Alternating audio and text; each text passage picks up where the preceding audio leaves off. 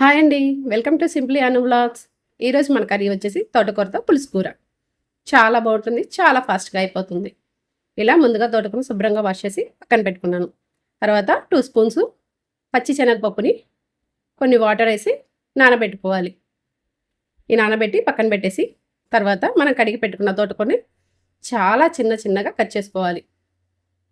బాగా సన్నగా, చిన్నగా ఇలా కట్ చేసుకోవాలి. తర్వాత 2 ఆనియన్స్, 2 టమాటాలు, 2 పచ్చిమిర్చి వీటిని కూడా కట్ చేసుకోవాలి.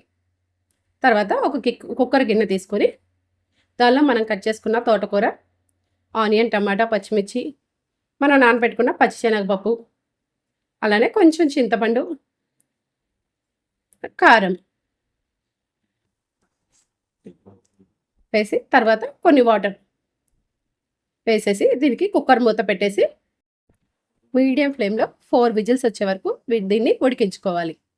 ఇలా కుక్కర్లో పెట్టడం వల్ల ఫాస్ట్గా ఉడికిపోతుంది తోటకూర.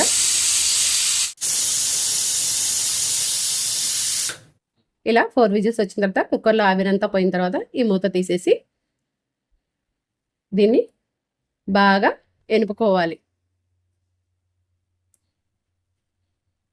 ఇలా బాగా ఎనుపుకోవాలి. దీనికి పోపు అనేది ఇలా ఉడికిన తర్వాత పోపు పెట్టుకుంటే ఈ కర్రీకి టేస్ట్ చాలా బాగుంటుంది. ముందుగా పోపు పెట్టుకోవద్దు.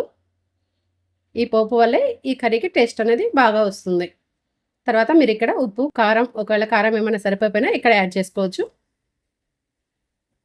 ఉప్పు, కారం వేసి ఒకసారి బాగా కలిపేసుకొని దీనికి ఇప్పుడు కొంచెం పోపు పెట్టుకోవాలి. చాలా ఈజీగా అయిపోతుంది. చాలా ఫాస్ట్గా అయిపోతుంది.